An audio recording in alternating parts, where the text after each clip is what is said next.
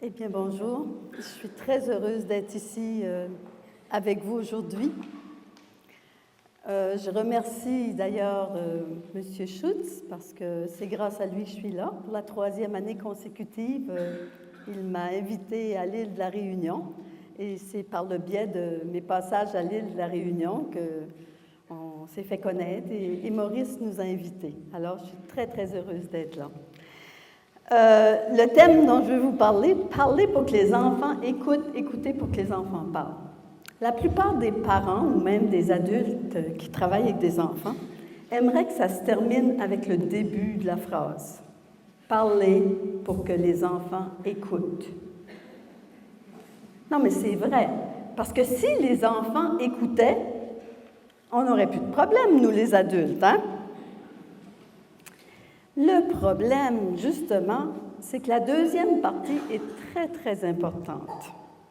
Écoutez pour que les enfants parlent. Très difficile.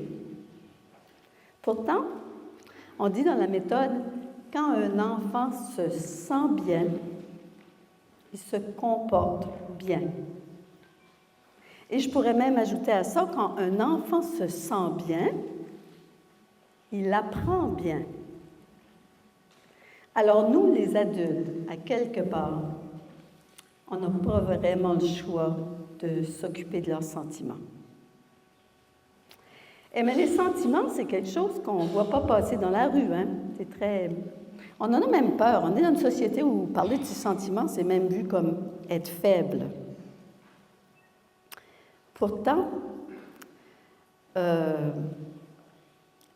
moi, je dis que les sentiments, c'est un peu comme un thermomètre qu'on a à l'intérieur de nous pour prendre la température avec l'extérieur. Oui, aujourd'hui, c'est très chaud. Hein?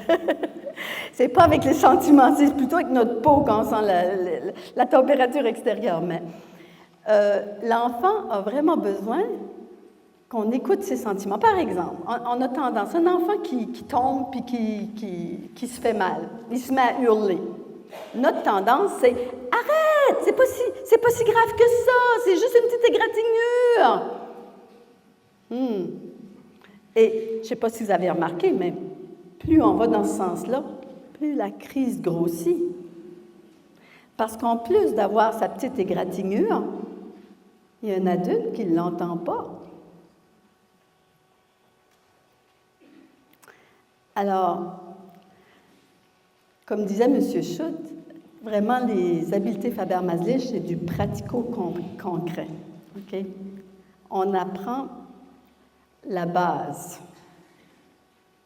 On apprend, par exemple, que ce qu'on fait habituellement pour faire coopérer les enfants, pour faire coopérer les enfants, ou même dans la non-écoute des sentiments, ça ne marche pas. Puis pourtant, on répète les mêmes choses, tout le temps, encore et encore. Par exemple, l'enfant il a fait un beau petit lapin à l'école. L'oreille est cassée. Là, il arrive à papa pour lui parler de l'oreille qui est cassée. Hein, puis il est tout triste. Alors, une conversation d'un papa qui fait de son mieux, ça ressemble à... Le petit gars, il dit, « J'ai fait un lapin à l'école. Et il s'est cassé. » Papa, il dit, « Pas de raison de pleurer pour ça, hein? C'est juste une oreille cassée, hein? » Mais, solution logique, ça ne marche pas. Ça ne semble pas travailler.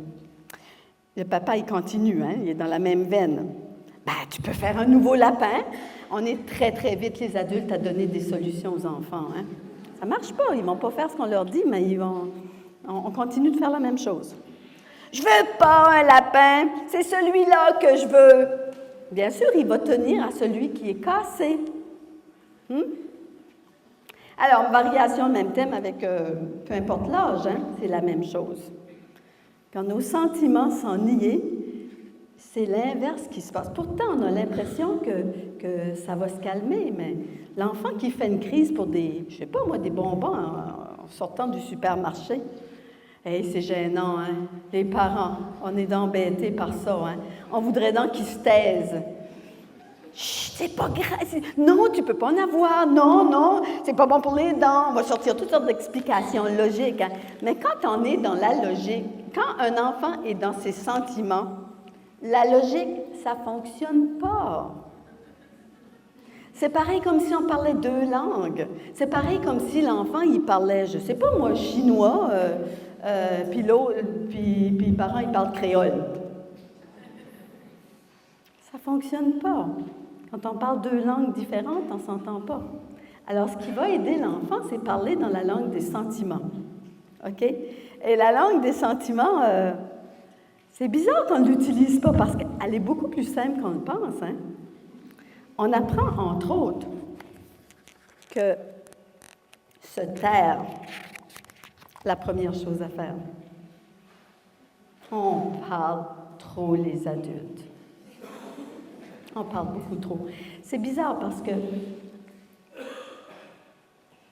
quand on parle des sentiments, on a l'impression que ça ne va pas marcher, que l'enfant va pleurer encore puis encore plus fort. Pourtant, juste votre écoute va aider. Là, le petit garçon, il dit, « La maîtresse nous a donné de l'argile, puis j'ai fait un lapin, mais il est tombé, son oreille s'est cassée. » Papa dit rien. Quand il y a de la peine, quand il y a de la colère, quand il y a des sentiments, habituellement, c'est là qu'on perd notre capacité d'écouter. Hein? Et là, papa, il a suivi un atelier Faber-Maslich. Et parfois, un simple mot comme « oh », « leur montre que vous comprenez. Alors, papa, cette fois-là, il dit juste « oh ». L'enfant continue. Et puis maintenant, mon lapin, il a juste une oreille.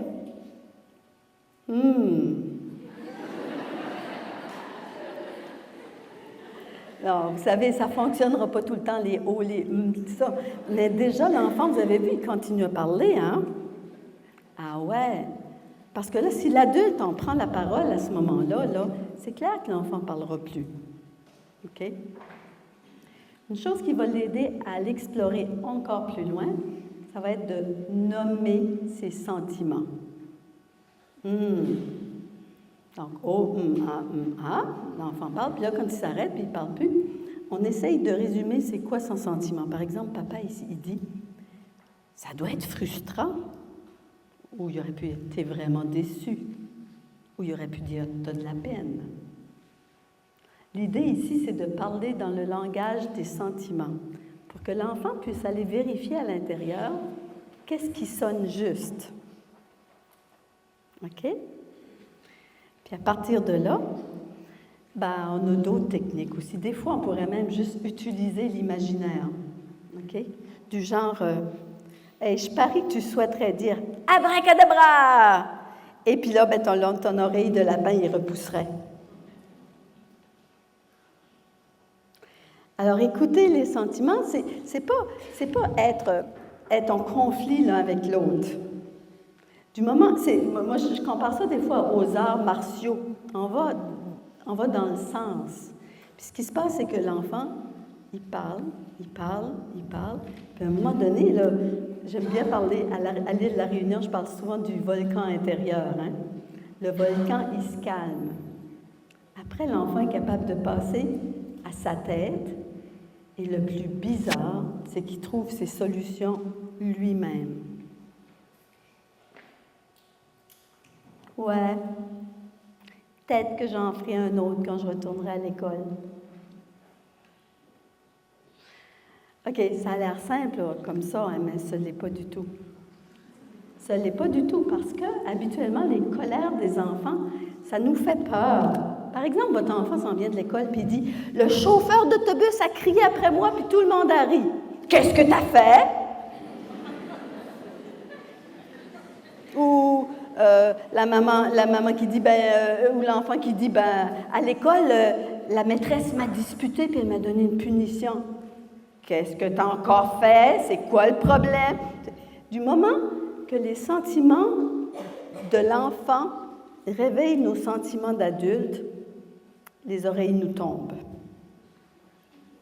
C'est un peu comme si, je ne sais pas moi, on a deux oreilles et une langue, mais on se sert beaucoup plus de la langue que des deux oreilles. Vous avez remarqué ça?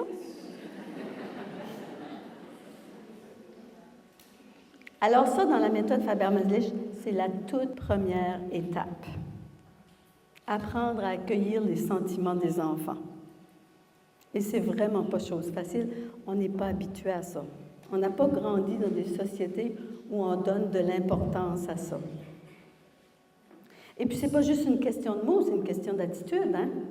Par exemple, l'enfant qui fait une grosse crise de colère, là. Ah! Arrête, t'es pas raisonnable! Ça, c'est les techniques habituelles, hein? À la place, ben, c'est sûr que s'il fait sa grosse crise de colère, puis vous le regardez, puis vous dites, ouais, t'es fâché, hein? Ça ne marchera pas non plus. Donc, ce qui vient avec les mots, c'est l'attitude aussi. OK? Alors déjà, se pencher puis dire « T'es vraiment fâché! » Il y a quelque chose qui t'a mis en colère. Ouais! Puis là, l'enfant va parler. Puis là, on continue d'écouter. Et puis là, il parle. Puis à un moment donné, le volcan, il se calme. On m'a dit qu'à La Réunion, là, c'est un des volcans les plus actifs au monde, mais les moins dangereux. Pourquoi? C'est parce que régulièrement, il pète. Il pète. Alors, quand il pète, là, c'est un peu comme s'il il laisse sortir le trop plein de vapeur. Alors, nous, les adultes, si on pouvait apprendre, au lieu de faire des grosses explosions, parce qu'on a appris ça, hein? Vous avez appris ça, vous autres aussi, que quand on a des sentiments que les autres ne veulent pas entendre, là, c'est un peu comme si on met le couvercle sur le volcan. Qu'est-ce qui arrive quand on met un couvercle sur un volcan? Ça prend de la force, hein? Puis quand le couvercle, il va sauter, ça va éclater, puis ça va blesser beaucoup de monde. La colère va être beaucoup plus grosse.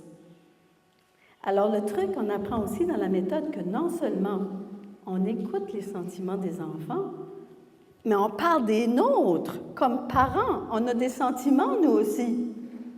C'est dur élever des enfants. C'est la tâche la plus difficile au monde. Avez-vous remarqué que le mode d'emploi n'était pas sur le placenta? Moi, j'ai déjà entendu une maman me dire, là, moi, là, on parle beaucoup d'humour aussi, utiliser l'humour avec les enfants. Hein, des enfants qui font des crises, on ne pense pas d'utiliser l'humour, hein? Non, on s'arrache les cheveux, on s'agrippe. Pourtant, les enfants, ils réagissent si bien à l'humour. Alors, je me souviens d'une maman qui m'a justement dit ça. Elle dit, moi, l'humour, il est passé avec mon placenta.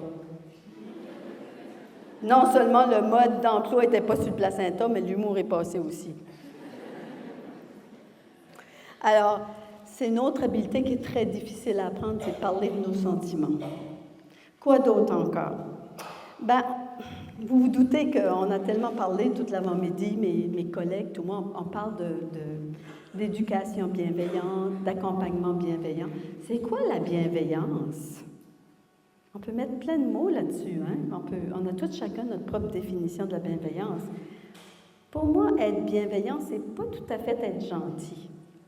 J'ai un peu peur quand on associe ces mots-là. Parce que des fois, on n'a pas envie d'être gentil. Pas du tout. Ray McGinnis, qui est à la base de l'approche, il disait même, on peut être un petit peu plus gentil qu'on le ressent, mais pas beaucoup. Alors, essayer d'être gentil, des fois, c'est mettre le couvercle sur le volcan, et puis ça va exploser encore plus fort la fois d'après. Hein? Vous avez essayé ça, d'être gentil, hein? À un moment donné, vous en avez marre d'être gentil, hein? Vous voulez éclater comme le volcan, mais ce qu'on apprend, c'est de parler de nos sentiments à la place. Je suis en colère. J'ai demandé 2 fois pour que les jouets soient rangés, puis ils sont encore là. Puis vous savez quoi? Les enfants, on pense qu'ils font exprès de faire fâcher les adultes, mais au fond, moi, je suis convaincue que la plupart des enfants, ils veulent plaire aux adultes. Moi, je connais même des grands-enfants qui veulent encore plaire à leurs parents. Alors, quand on parle de nos sentiments, c'est très puissant. Très, très puissant. Difficile à apprendre. Alors, même avec les ados, ça marche. Avez-vous remarqué que plus les enfants grandissent, moins ils parlent? Pas étonnant. On parle à leur place. On décide à leur place ce qui est bon pour eux. Alors, ils n'ont plus rien à faire. Ils vont juste s'asseoir là, puis ils vont attendre que les adultes décident. Hein? Bof. C'est problématique, parce que moins les ados parlent, ben, plus ils renferment de choses à l'intérieur. Et on a toutes les statistiques qu'on a vues ce matin, ça fait peur. Hein? Le deuxième plus haut taux de mortalité chez les ados, le suicide. Ben, pourquoi ils se suicident? On ne les écoute pas. On n'a pas appris à les écouter.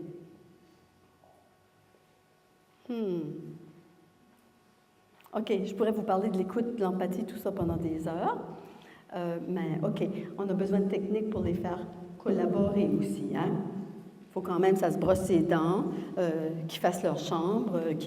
Donc, effectivement, ici, dans la méthode, au lieu d'utiliser « Hey, t'as pas encore... » Non, mais ça fait 10 fois que je te demande de faire ta chambre, là, puis tout est encore en désordre. Je peux même pas me rendre jusqu'au panier de linge sale. Ben, on pourrait, dans un cas de même, utiliser un mot, ta chambre.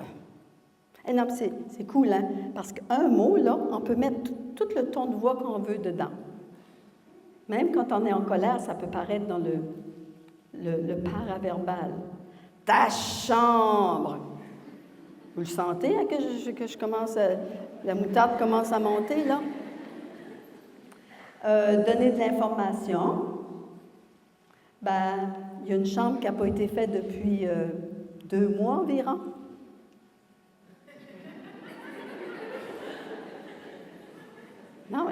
Non, mais vous allez dire, c'est trop simple, hein, Roselyne, des petites techniques comme ça ne marche pas. C'est vraiment bizarre. Il faut les essayer. Puis, ce qui est intéressant, c'est quand ça ne fonctionne pas, on en a d'autres. On a plein d'outils. À la limite, même, on va utiliser la fameuse résolution de problème. Carrément, pour le problème de la chambre, on va s'asseoir tous les deux. Et puis, première étape, c'est toujours la première étape, hein? L'écoute des sentiments de l'ado. Ouais, toi, là, si c'était rien que de toi, ta chambre, là, elle resterait comme ça tout le temps. Hein? Tu te retrouves, tu es correct avec ça, tu es bien là-dedans. Hein? Ouais, je te dis toujours, maman, laisse-moi tranquille, avec ma chambre. Ouais, OK. Le problème, c'est que moi, deuxième étape, je parle de mes sentiments. Le problème, c'est que moi, une chambre comme ça me fatigue. Puis je ne peux même pas trouver qu'est-ce que le linge propre puis qu'est-ce que le linge sale dans ta chambre. Inviter l'enfant ou l'ado à trouver des solutions. Et ensemble, on fait une avalanche d'idées, qu'on appelle dans la méthode, où on va écrire toutes les idées, puis après, on va choisir celles qui nous conviennent à tous les deux. On cherche des compromis. Donc, ce qu'on va garder, ce ne sera pas exactement ce que l'ado veut, pas exactement ce que je veux, mais c'est quelque chose sur lequel on peut s'entendre tous les deux. Puis quand je raconte cette histoire-là, il ne faut pas que j'oublie de vous raconter que moi, mon ado, là, elle ne faisait pas sa chambre la plus vieille. Là, je parle d'expérience, parce que ça, ces méthodes-là, pour moi, ce n'est pas des choses dans les livres. J'ai eu 5 enfants. Des vrais, là, en chair et en os, là. Ils sont tous rendus adultes maintenant. Alors moi, je dis pour que ça fonctionne, une méthode, il faut quand même qu'on soit convaincu. Hein? Il y a une partie de moi qui me disait, bof, c'est sa chambre. OK? Mais il y a quand même une autre partie de moi qui avait peur. Souvent c'est nos peurs de parents, hein, qui font qu'on agisse de telle ou telle façon. On est vraiment guidé par nos peurs. Alors, j'ai essayé, une méthode qu'on utilise pour faire coopérer les enfants, c'est des notes. On leur écrit des notes. Alors, j'ai bien essayé. Sur sa chambre, j'ai mis « zone dévastée ». Approchez à vos propres risques. Ça n'a pas marché. Mais c'est pas grave. Quand il y a une chose qui ne marche pas, on a beaucoup d'outils, puis on finit toujours par en trouver un qui va marcher. Mais comme je vous dis, pour le problème de la chambre, je n'étais pas très convaincue, OK? Ce qui fait qu'à un moment donné, même avec toutes mes belles méthodes, j'ai abandonné. Non, mais plusieurs années plus tard, elle a fini le secondaire, elle est à l'université, et je vais à son appartement, ils sont 3 qui vivent ensemble. Et puis, c'est nickel dans l'appartement. C'est tellement propre. C'est plus propre que chez moi. Alors, je suis toute étonnée. Alors, je dis, ben, qu'est-ce qui s'est passé? C'est ma fille, ça? Ah, ben, elle dit, maman, on était 3 qu'on n'aimait pas faire le ménage. On a mis nos sous ensemble, puis on a embauché une femme de ménage.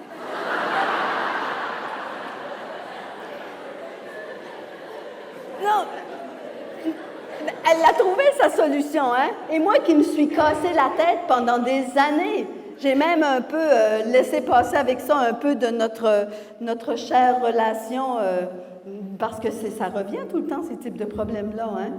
Alors, et pourquoi on se fait des peurs comme ça, comme parents? En tout cas, celle-là, j'ai compris qu'elle n'était pas tout à fait justifiée.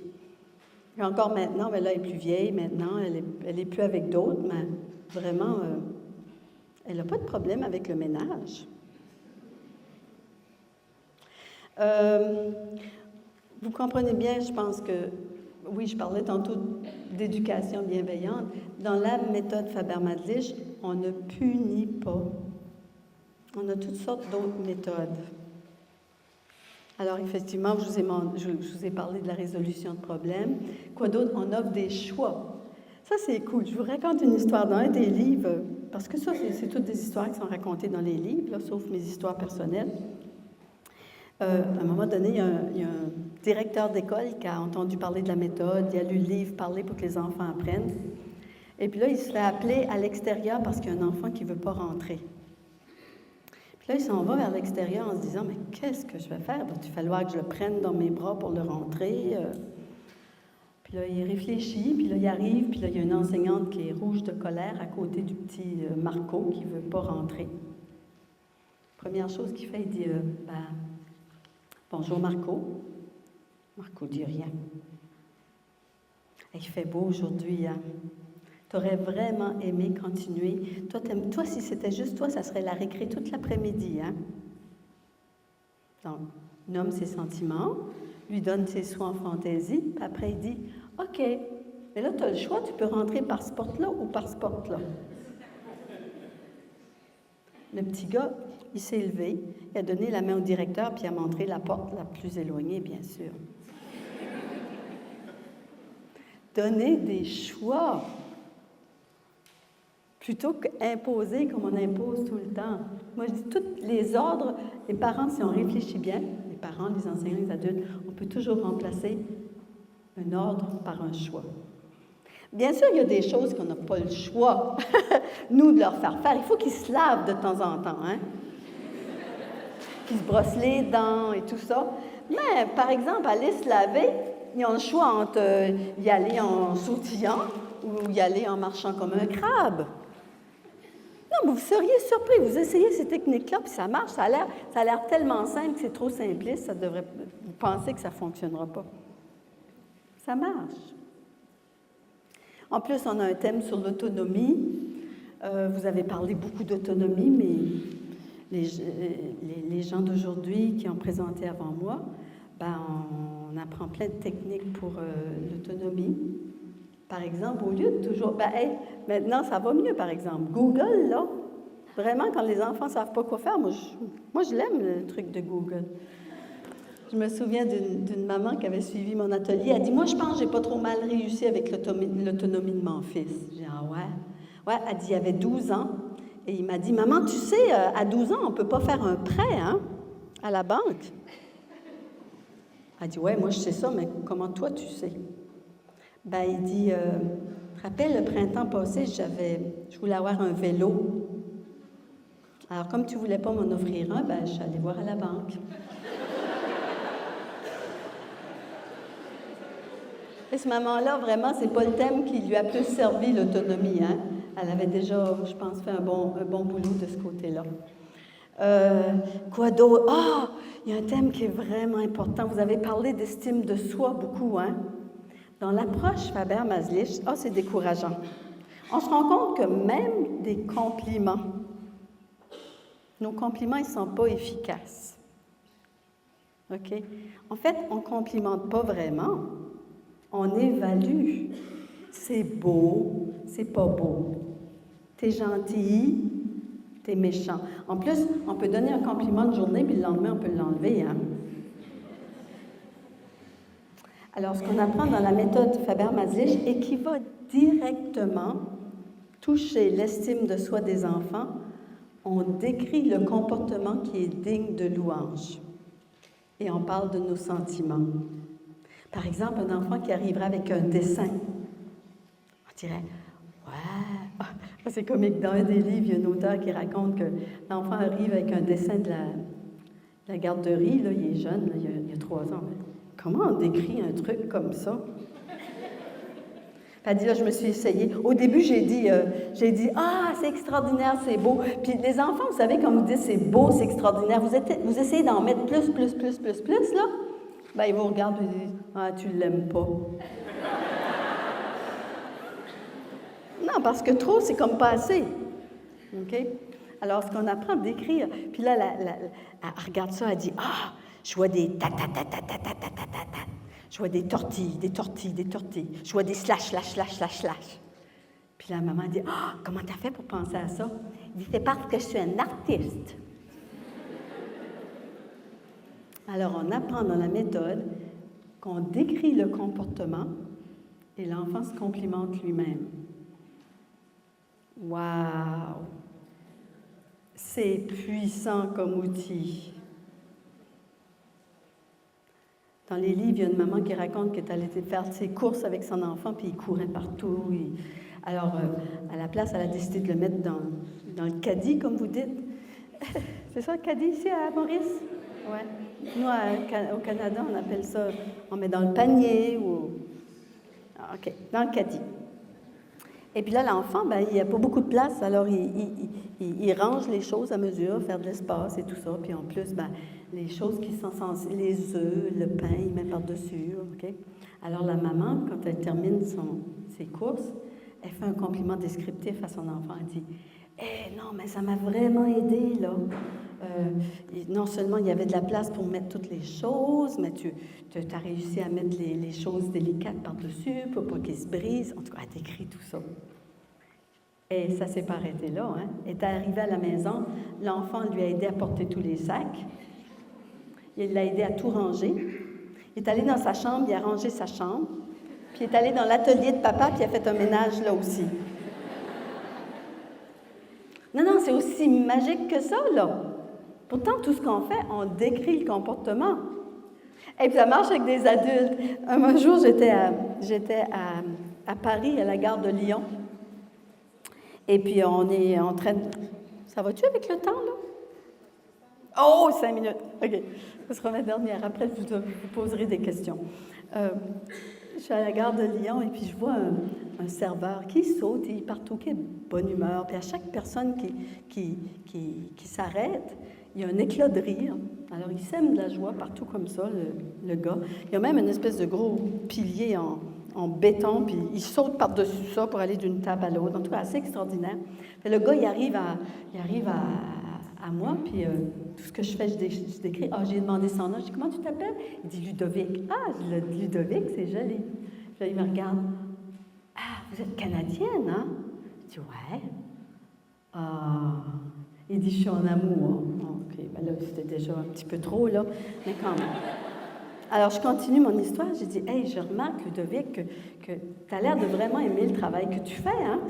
À chaque fois que tu t'approches d'une table, il y a un éclat de rire. Je te vois sautiller par-dessus des piliers de béton pour aller à la table d'à côté. Je décris tout ça. Il me regarde encore une fois avec un grand sourire. Non, mais vous m'amenez au Canada? Attendez, là. Et c'est rien du service que j'ai eu par après, là. OK? Il est venu, quand c'était le temps de venir porter la note, ben, il a mis des chocolats, j'adore le chocolat, des amandes au chocolat. J'ai fait « Waouh, j'adore ça! » Et il me regarde avec un sourire. Il repart, il revient, un bol de chocolat aux amandes. Ah, OK, là, j'étais contente, j'en mets dans ma sacoche et tout ça. Et ça ne s'est pas arrêté là. À un moment donné, avant qu'on puisse partir de la table, payer la note, il avait repassé une 3e fois derrière moi. Il avait laissé un sac tombée sur mes genoux. J'ai fait comme ça, plein de chocolat aux amandes.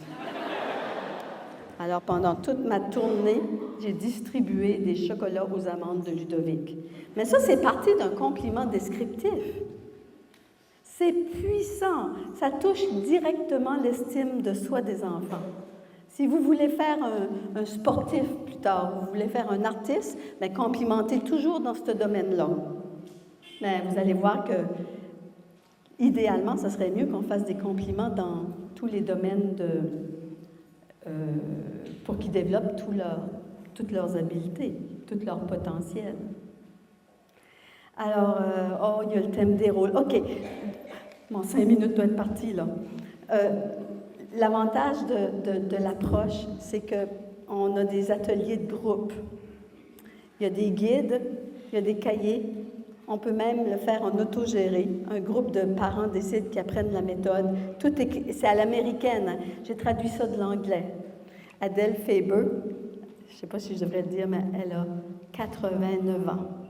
Travaille encore là-dessus avec moi. On vient de faire le guide pour les enseignants ensemble. Alors, c'est les guides. Il y a le guide « Parler pour que les enfants écoutent ». Il y a le guide « Frères et sœurs sans rivalité ». Je ne leur ai pas parlé de ça. Frères et sœurs sans rivalité. OK, des petits trucs, OK? Les disputes entre les enfants. Les disputes entre les enfants. À chaque fois qu'il y a une dispute qui éclate, là, on se dit « Tiens, c'est encore le grand qui a taquiné sa sœur, OK? » On arrive toujours avec une idée préconçue, c'est qui le coupable? Ça ne marche pas. Quand on cherche le coupable, c'est lui, c'est elle, non, ça ne marche pas. Alors, l'idée, c'est d'arriver de façon neutre. OK? Et puis là, on va appliquer tout ce que je vous ai dit jusqu'à maintenant, l'écoute des sentiments. OK. La télécommande, OK. Le grand frère a pris la télécommande, il a commencé à écouter une émission, avec une petite fringale, pose la télécommande. Et puis là, il s'en va chercher son petit truc à la cuisine, puis la petite sœur, elle arrive, elle est libre, la télécommande! Donc, elle commence à zapper comme ça, il se trouve une autre émission, puis là, le frère arrive, bien sûr, puis la chicane éclate. Donc, vous arrivez sur le lieu du crime. On intervient pour 2 choses. Préserver notre santé mentale, puis les empêcher de s'entretuer. OK? Alors, on arrive là, puis la première chose, c'est « Hey! Je vois 2 enfants qui sont très en colère. » On pose le truc tout de suite, OK? Ou bien ça peut être « Oh! Il y en a un qui est en colère, puis l'autre, elle a l'air triste, elle pleure. » Alors, on écoute les sentiments des 2, OK? Et puis après ça, on développe. C'est vraiment bon. Vous voulez développer l'empathie? La meilleure façon de développer l'empathie chez les enfants, quand il y a un problème entre des enfants, tous les enfants devraient être sur place pour entendre ce que l'autre a à dire. Puis les enfants, on ne pose pas la question « Comment tu te sens? » C'est pas ça l'empathie, c'est pas comment tu te sens. C'est nous-mêmes, les adultes, on a besoin de nommer les sentiments pour eux. Et après, c'est cool parce qu'ils nous disent « Ouais, c'est ça » ou « Non, c'est pas ça ». Mais on est en train de parler la même langue, là. On parle quand même le langage des sentiments. OK? Et puis après, on déclare, OK, il y a une télécommande, puis vous êtes 2 qui la voulaient en même temps. Vous avez un problème. Non, mais c'est cool, hein? C'est pas l'adulte qui a le problème, c'est eux. Puis après, on les invite à trouver des solutions. OK, on a une dernière histoire. Non, il n'y a personne qui passe après moi cet après-midi. Excusez-moi. Les autres participants vont être jaloux un petit peu, j'aurais eu plus de temps. C'est l'avantage d'être la dernière, hein? Je me rappelle d'une maman qui a suivi un atelier avec moi, puis elle avait vraiment... Non, mais après qu'on a suivi l'atelier, puis on a des outils en main, là, me croiriez-vous, on a même hâte qu'ils se disputent pour pratiquer nos habiletés. Alors, bien sûr, les enfants vont toujours nous donner des occasions de nous pratiquer, hein? Ça fait le lendemain, la chicane qui explose entre celui qui a 5 ans et celui qui a 3 ans. Et puis, c'est pour un nouveau camion que le plus grand a eu. Ça fait là, les cris, tout ça, ça pleure, OK? Puis la maman arrive sur le lieu du crime. Ah, il y a un garçon fâché, ouais! Ah, puis il y en a un autre qui est triste. On pose le truc, hein? Sentiment. OK? Alors, le grand qui continue à expliquer, qui dit ouais, c'est toujours comme ça. Quand j'ai des nouvelles choses, il les veut tout le temps, puis il faut tout le temps que je prête, puis j'aime pas ça, puis c'est mon camion, puis je l'ai eu pour mon anniversaire, puis je veux jouer avec. Ah, le ah, oh, là, pas oublier, là. Première habileté que je vous ai expliquée, là. OK? Puis là, ouais, OK. Puis tu vois, quand tu fais de l'écoute des sentiments, tu te rends compte que c'est comme si c'est un gros ballon qui se dégonfle. Puis après ça, ça se calme. Puis la maman qui se retourne vers le petit, puis elle dit, ouais, toi, quand tu as vu le camion de ton grand frère, le nouveau camion, tu l'as trouvé beau, hein? Ça t'a donné envie de jouer avec, hein? Non, mais on peut faire de la résolution de problèmes avec des petits trucs de 3 ans, hein? 2, 3 ans. Ça marche. Et puis là, maman qui dit, OK, il y a un camion, puis il y a 2 garçons qui le veulent en même temps. Vous avez un problème. Non, c'est la phrase clé. Vous avez un problème. OK? Et le plus grand qui dit, il dit, il peut aller jouer dans ma chambre, puis il me laisse jouer avec mon camion. Le petit est détalé à toute vitesse pour aller jouer dans la chambre du plus grand. Ordinairement, il n'avait même pas le droit de mettre le gros orteil dans la chambre de son grand frère. Quel adulte qui aurait pensé à cette solution? Les enfants vont penser à des solutions auxquelles vous n'auriez jamais pensé. Et même si vous y aviez pensé, vous aviez dit au plus grand, garde, laisse-le aller dans ta chambre. Ah non, ça n'aurait pas fonctionné. Le truc, il faut que ça vienne d'eux aussi. OK, j'arrête, je vous laisse.